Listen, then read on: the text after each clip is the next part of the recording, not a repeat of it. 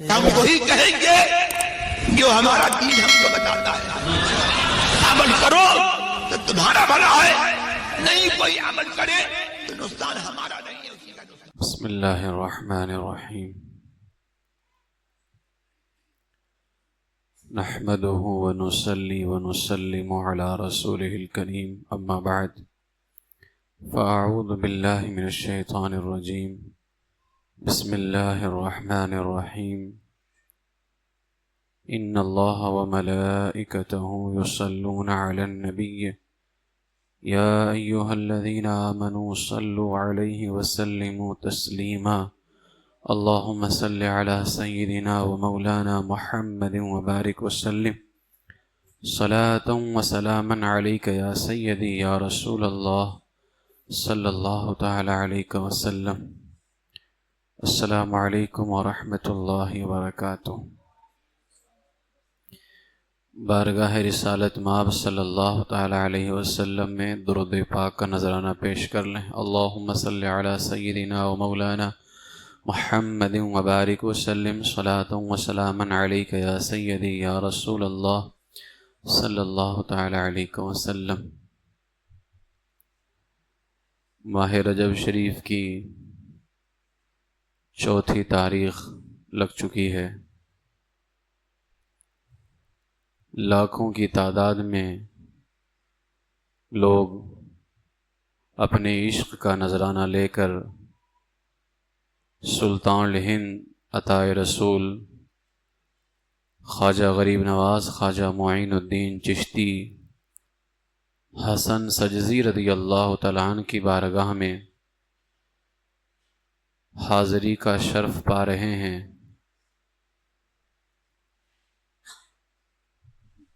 یہ تو ان کا کرم ہے کہ جن جن کو انہوں نے بلایا ہے وہ ان کی بارگاہ سے فیض حاصل کرنے کے لیے روانہ ہو رہے ہیں.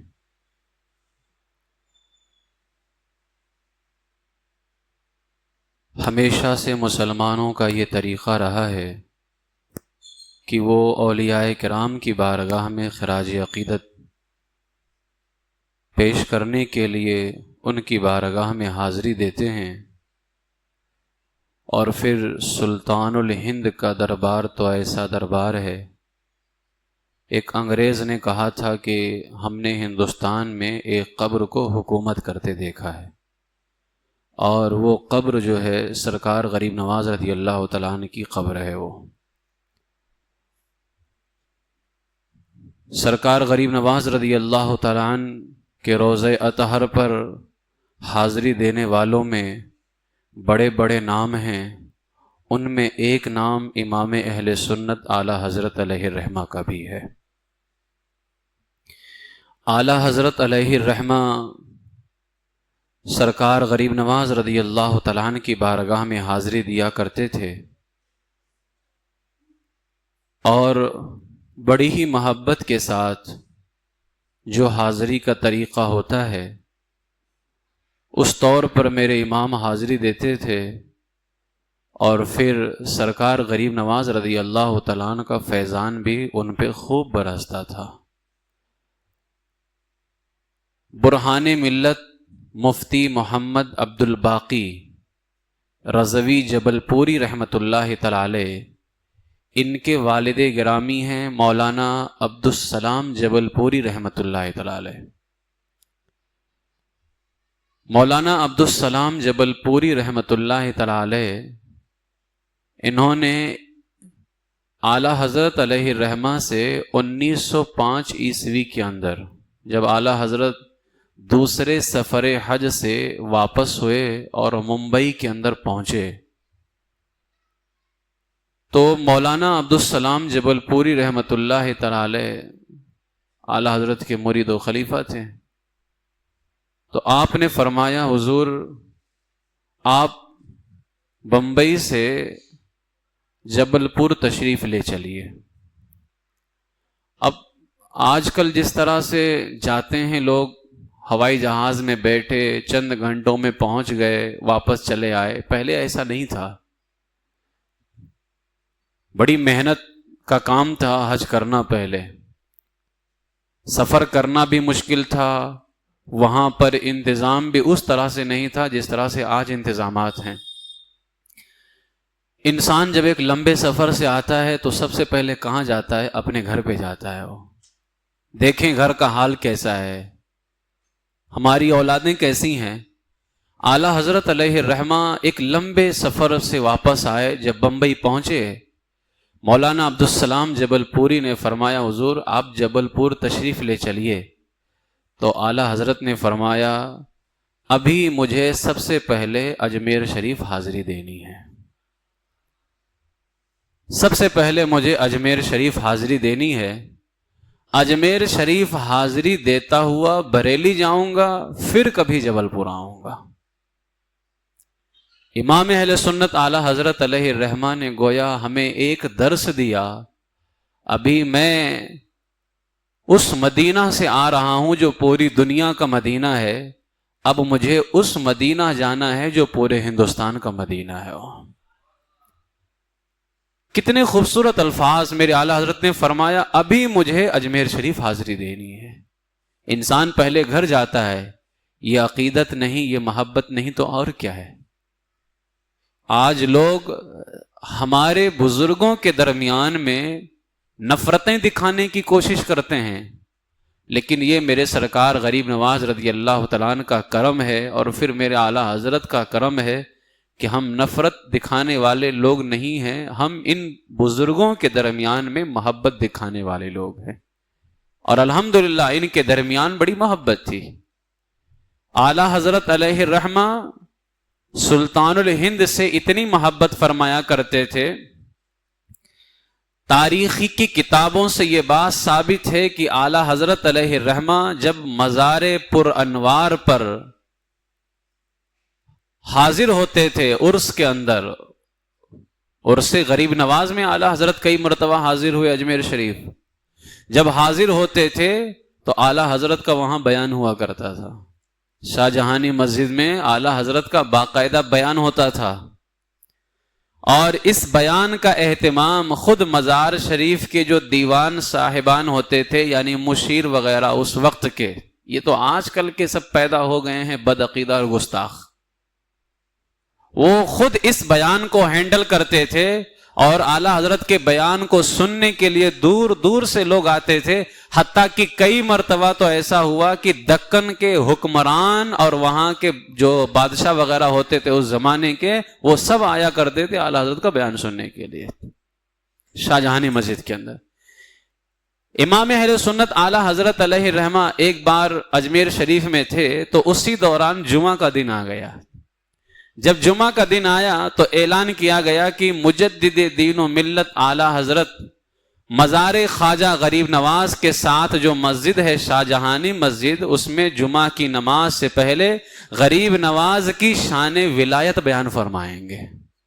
عنوان بھی اعلان کیا گیا، جگہ کا بھی اعلان کیا گیا، اور مقرر کا بھی اعلان کیا گیا، غریب نواز کی شان ولایت بیان فرمائیں گے۔ اب بتاؤ، جس کی شان ولایت بیان کرنی ہے اس کا بھی کوئی جواب نہیں ہے، جو بیان کرے گا اس کا بھی کوئی جواب نہیں ہے، اور پھر ان کی بارگاہ میں بیان کرنا ہے۔ جس نے ہمیں ان کی محبت کا جام پلایا تو ہم اتنی محبت کرتے ہیں، تو جس نے جام پلایا وہ کتنی محبت کرتا ہوگا۔ اعلیٰ حضرت علیہ الرحمہ کا جب اعلان کیا گیا، اب اس جمعہ کو کئی گھنٹے پہلے ہی سب نمازیوں کے آنے کا سلسلہ شروع ہو گیا، ان کی آمد کا۔ یہاں تک روایتوں میں آیا کہ پوری مسجد، شاہ جہانی مسجد تو سب جانتے ہیں، دیکھے ہوئے، پوری مسجد بھر گئی، آس پاس کی ساری جگہیں بھر گئیں اعلیٰ حضرت کا بیان سننے کے لیے، اور شان غریب نواز سے بیان ہوگا۔ اعلیٰ حضرت کا بیان شروع ہوا۔ اب بیان ایسا تھا کہ سارا مجمع جھوم اٹھا، شان غریب نواز رضی اللہ تعالیٰ عنہ پہ بیان ہے۔ اب جمعہ کا وقت ہوتا جا رہا ہے اور اعلیٰ حضرت علیہ الرحمہ کا بیان شان غریب نواز پہ چالو ہے، لیکن اب گنجائش نہ تھی کہ بیان اور دیر تک چلایا جائے کہ جمعہ کی نماز بھی ادا کرنی ہے۔ پھر بیان روک دیا گیا اور اعلان کیا گیا کہ باقی بیان جو ہے آج ہی بعد نماز عشاء اسی مسجد میں ہوگا۔ شان غریب نواز اور شان ولایت اعلیٰ حضرت بیان فرما رہے ہیں، فرمایا گیا کہ اب باقی جو بیان بچا ہے اتنا پر مغز بیان، اتنا پر لطف بیان تھا کہ بیان کیا، اعلان کر دیا گیا باقی بیان آج ہی عشاء کے بعد اسی مسجد میں بیان ہوگا۔ پھر اعلیٰ حضرت نے عشاء کے بعد بیان شروع کیا، رات کافی دیر تک کہ اعلیٰ حضرت شان ولایت غریب نواز رضی اللہ تعالیٰ عنہ بیان فرماتے رہے۔ یہ ہے سرکار غریب نواز۔ تو سرکار غریب نواز رضی اللہ تعالیٰ عنہ کی جب اجمیر شریف میں حاضری ہوتی تھی تو صرف حاضری نہیں، الحمدللہ اعلیٰ حضرت کا پورا بیان ہوا کرتا تھا وہاں پر۔ سرکار اعلیٰ حضرت رضی اللہ تعالیٰ عنہ کے حوالے سے روایتوں میں آتا ہے کہ اعلیٰ حضرت علیہ الرحمہ کی مبارک زندگی کے آخری دن تھے، یعنی آپ کے وصال سے قریب قریب کا زمانہ ہے یہ۔ ان دنوں میں آپ کو اجمیر شریف جانے کا جو ہے آپ کے دل میں یہ ارمان پیدا ہوا کہ مجھے اجمیر شریف جانا ہے۔ اعلیٰ حضرت علیہ الرحمہ نکلے اور آپ کے مرید حاجی عبد النبی یہ خود آپ کے ساتھ میں تھے، اور 10-11 مریدین اعلیٰ حضرت کے ساتھ میں تھے، اور اجمیر شریف اعلیٰ حضرت روانہ ہوئے۔ یہ زندگی کے آخری ایام اعلیٰ حضرت علیہ الرحمہ کے۔ حاجی عبد النبی اور حاجی عبد النبی کے استاد مولانا شاہ عبد الرحمن قادری، یہ سارے حضرات تقریباً 10-11 افراد کا یہ پورا جو ہے قافلہ تھا اعلیٰ حضرت علیہ الرحمہ کے ساتھ میں۔ اب اس وقت دہلی سے اجمیر شریف تک جانے کے لیے ایک ٹرین چلتی تھی جس کا نام تھا BB&CIR۔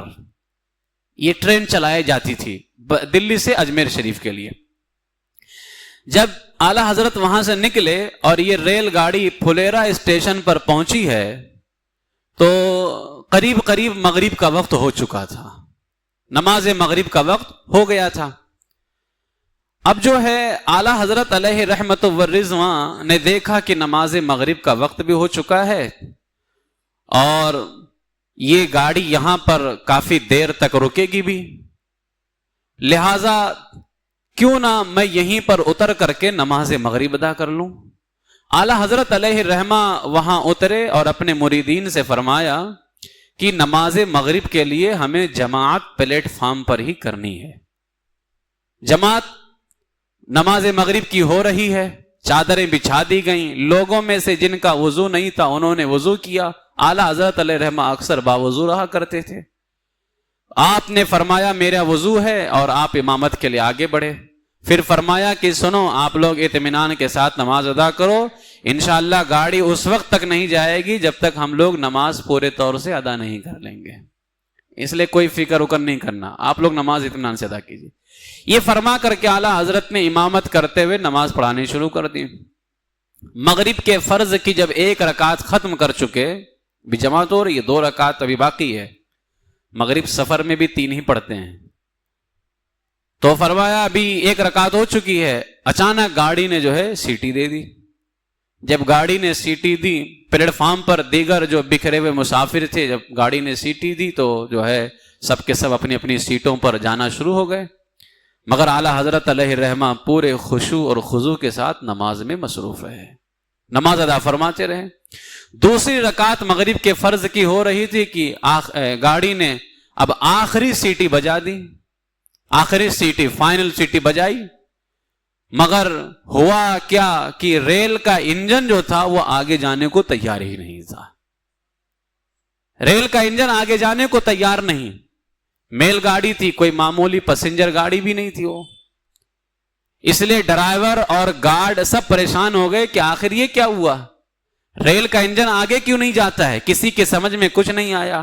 انجن کو ٹیسٹ کرنے کے لیے ڈرائیور نے گاڑی کو پیچھے کی طرف ڈھکیلا تو گاڑی پیچھے چلنے لگی، آگے نہیں جاتی ہے، پیچھے کی طرف برابر آ رہی ہے لیکن آگے نہیں جاتی ہے، مگر جب انجن کو آگے کی طرف ڈھکیلا جاتا تھا تو پھر رک جاتی تھی۔ اتنے میں اسٹیشن کا جو ماسٹر تھا، انگریز تھا ماسٹر اسٹیشن کا، اپنے کمرے سے نکل کر کے پلیٹ فارم پہ آیا اور اس نے ڈرائیور سے کہا ایک کام کرو، انجن کو گاڑی سے جدا کر کے دیکھو چلتا ہے کہ نہیں، انجن گاڑی کے ساتھ نہیں چل رہا ہے تو اس کو جدا کر کے دیکھو چلتا ہے کہ نہیں۔ اس نے ایسا ہی کیا، इंजन को गाड़ी से जुदा किया, जब चलाया तो अच्छी तरह पूरी रफ्तार से इंजन चल रहा हो, लेकिन गाड़ी आगे सरकने को तैयार नहीं है। फिर जब रेल के डिब्बों के साथ उसको जोड़ा, फिर चलाया, फिर जाम हो गया, 1 इंच भी आगे नहीं बढ़ रही है। तो रेल का जो ड्राइवर था, सब लोग बड़े हैरान हो गए कि आखिर माजरा क्या है।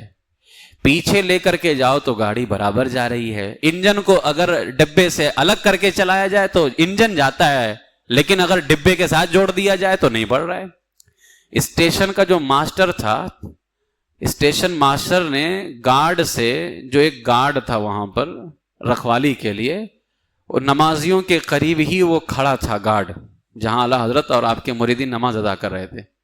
फरमाया ये क्या बात है, इंजन अलग करो तो चलने लगता है और डिब्बों के साथ जोड़ दो तो बिल्कुल पटरी पर जाम होकर के रह जाता है। जब स्टेशन मास्टर ने गार्ड से पूछा तो वो गार्ड मुसलमान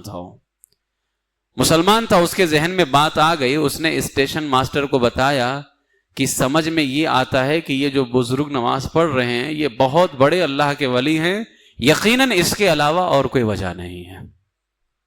ये गार्ड ने कहा, स्टेशन मास्टर से कहा। स्टेशन मास्टर काफिर था, अंग्रेज था वो, गार्ड मुसलमान था। तो गार्ड ने मास्टर से कहा, अब जब तक ये जमात के साथ नमाज अदा कर नहीं कर लेते, ये गाड़ी मुश्किल है कि चले, लिहाजा छोड़ दो, अभी कुछ मत करो। अब उस स्टेशन मास्टर से गार्ड ने ही कहा कि छोड़ दो अब इसको, अब इनकी नमाज के खत्म होने का इंतजार करो। स्टेशन मास्टर को यह बात समझ में आ गई और वो कहने लगा कि मुझे भी लगता है यही बात है और कोई वजह समझ में नहीं आ रही।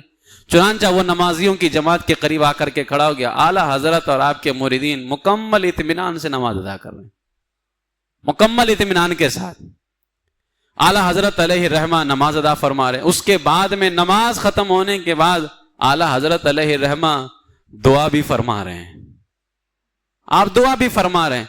सैयदी सरकार आला हजरत अलैहि रहमा जब नमाज से फारिग हो गए और नमाज से फारिग होने के बाद में आपने दुआ वगैरह फरमाई, तो आला हजरत अलैहि रहमत व रिजवान के करीब आया और उसने कहा कि आखिर बात क्या है, गाड़ी चल नहीं रही थी। तो आला हजरत अलैहि रहमत व रिजवान ने फरमाया, एक मुसलमान पर नमाज फर्ज है और जब वो अल्लाह की बंदगी में लग जाता है तो अल्लाह ताला सबको उसके मातहत फरमा दिया करता है, लेकिन शर्त यह है कि बंदा अल्लाह की बंदगी के अंदर लग जाए। फिर जो बंदा चाहेगा अल्लाह वही करता है, अल्लाह ताला उसकी रजा की खातिर, उसकी खुशी की खातिर अल्लाह ताला वही फरमाता है। आला हजरत अलैहि रहमा ट्रेन में बैठे और जब ट्रेन में बैठे तो गाड़ी चालू हो गई, गाड़ी चालू हो गई, लेकिन इधर तो गाड़ी चालू हो गई, उधर जो मास्टर था उसके दिल में अजीब अजीब ख्यालात पैदा होने लगे। काफिर था, अब उसके दिल में बस यही ख्याल था कि आखिर वो कैसे बुजुर्ग थे, नमाज के लिए जब तक रुके रहे गाड़ी आगे चलने को तैयार नहीं। अजीब अजीब ख्यालात इस्लाम के हवाले से कि इस्लाम ही यकीनन सच्चा मजहब है, इस्लाम ही सच्चा मजहब है।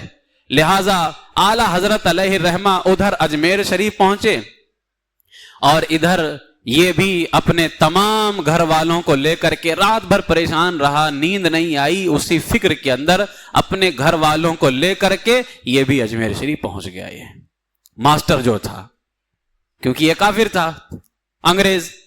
जब अजमेर शरीफ पहुंचा तो क्या देखा, दरबार शरीफ की जो शाहजहानी मस्जिद है उस मस्जिद में आला हजरत का बयान हो रहा है।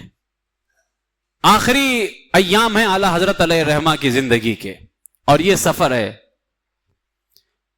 देखा कि बयान हो रहा है, बयान में शरीक हुआ, बयान खत्म हुआ तो करीब पहुंच करके आला हजरत के इसने हाथ चूम लिए, स्टेशन मास्टर जो था, और इसने अर्ज की हुजूर जब से आप फुलेरा स्टेशन से इधर रवाना हुए हैं मैं इस कदर बेचैन हूं कि मुझे सुकून नहीं आता।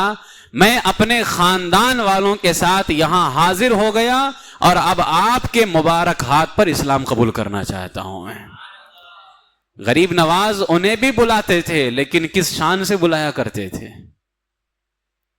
तुम कैसे जाते हो, नमाजें छोड़ते हुए, चरस पीते हुए, भांग खाते हुए, चोरी चमारी करते हुए, اور شرم نہیں آتی ہے اعلی حضرت پہ زبان کھولتے ہوئے؟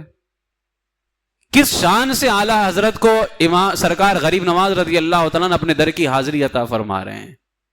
وہ انگریز وہاں پہنچا اور اس نے اسلام قبول کیا، کہتا حضور یہ کرامت دیکھ کر کے مجھے اسلام کی سچائی کا یقین کامل ہو گیا ہے کہ اسلام ہی سچا مذہب ہے، اور مجھے پتا چل گیا بس اسلام ہی اللہ کا سچا دین ہے، اس کے علاوہ کوئی دین نہیں ہے، اسلام ہی اللہ کا سچا دین ہے۔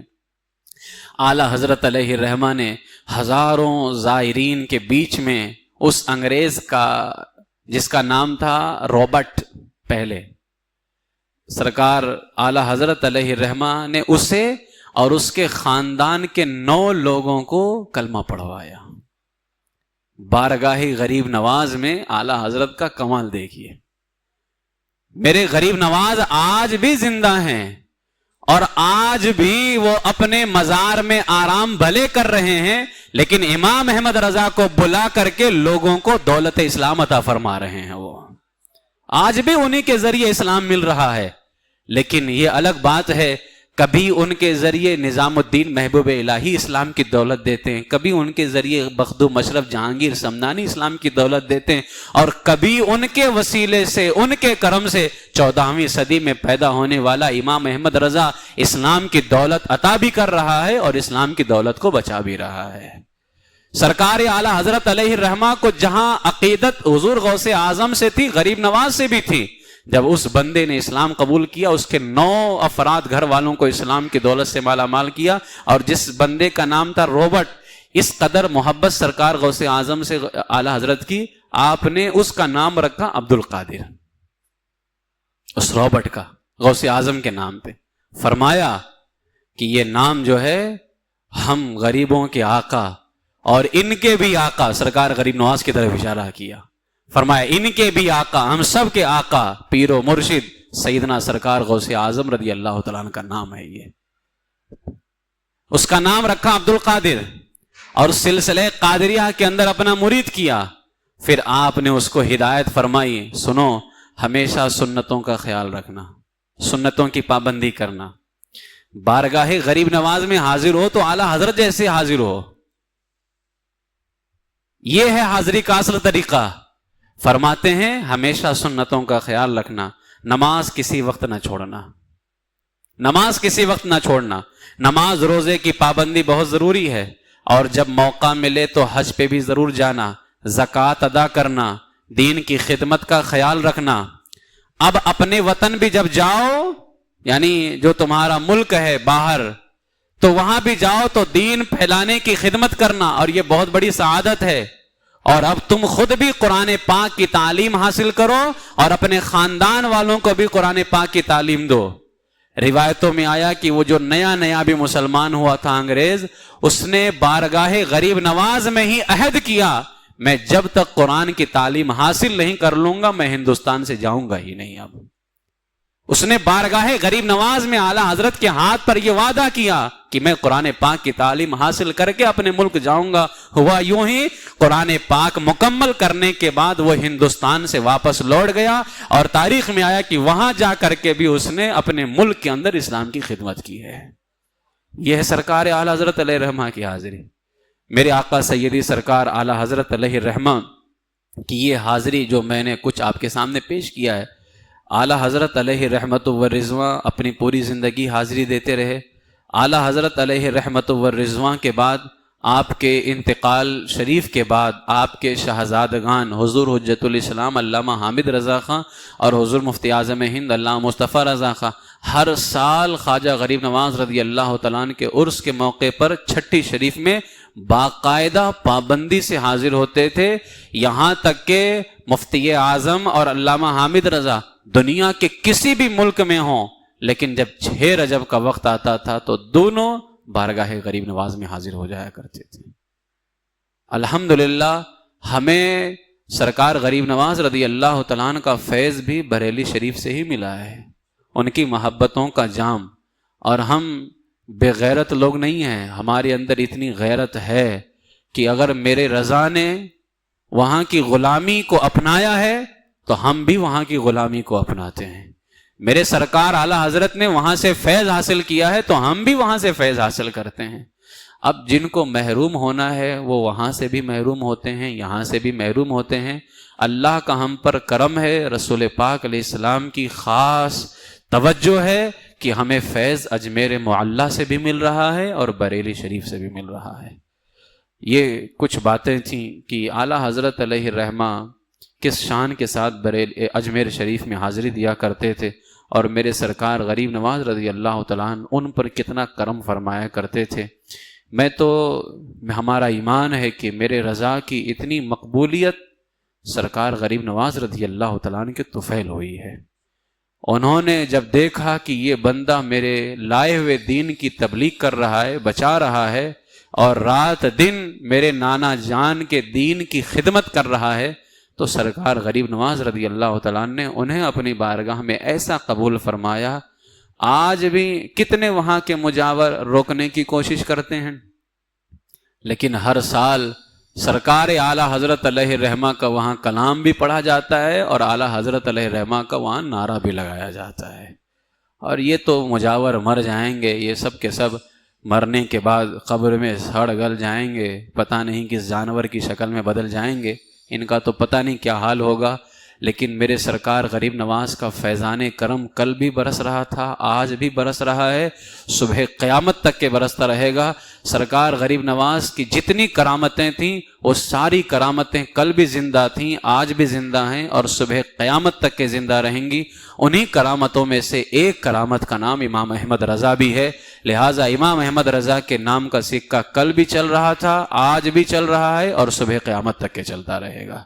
اللہ تبارک و تعالی ہمیں دونوں بزرگوں کا فیض عطا فرمائے، اور دونوں بزرگوں کی بارگاہ سے اللہ تعالی ہمیں بے پناہ ان کے روحانی فیضان سے مالا مال فرمائے۔ اب آج 4 رجب ہے تو آپ تمامی حضرات ایک عمل کر لیں۔ 4 رجب کو ایک عمل جو ہے بہت ہی مفید ہے، یوم سلاطین اربعہ، 4 سلطانوں کا دن۔ یہ 4 بزرگان دین ہیں، یہ رزق کی تقسیم پر، رزق بانٹنے پر ان کو اللہ تعالیٰ نے مقرر فرمایا ہے، دنیا کے 4 کونوں کے حساب سے۔ رجب شریف کو ان کے نام کی فاتحہ دی جاتی ہے، فتاوی رضویہ شریف میں اعلیٰ حضرت نے بھی جلد 26 صفحہ 605 میں اس کا ذکر فرمایا ہے، اور جو ان کے وسیلے سے دعا کرتا ہے اللہ تعالیٰ اس کے رزق میں بے پناہ برکتیں عطا فرماتا ہے۔ 4 بزرگان دین ہیں، اور ہمارے لیے تو اللہ کے محبوب بندے ہی بہت بڑا سہارا ہیں۔ 4 بزرگان دین ہیں، اور ان کے نام جو ہیں وہ خواجہ عبد الکریم جو مشرق کی طرف ہیں، خواجہ عبد الکریم جو شمال کی طرف ہیں، خواجہ عبد الرشید جو جنوب کی طرف ہیں، اور خواجہ عبد الجلیل جو مغرب کی طرف ہیں۔ یہ 4 بزرگان دین 4 کونوں پر مقرر ہیں، اور اللہ تعالیٰ ان کو اللہ نے رزق تقسیم کرنے پر مقرر کر کے رکھا ہوا ہے، اور لہٰذا یہی وجہ ہے کہ جب ان کے نام سے فاتحہ کی جاتی ہے تو اللہ تعالیٰ رزق میں بے پناہ برکتیں عطا فرماتا ہے۔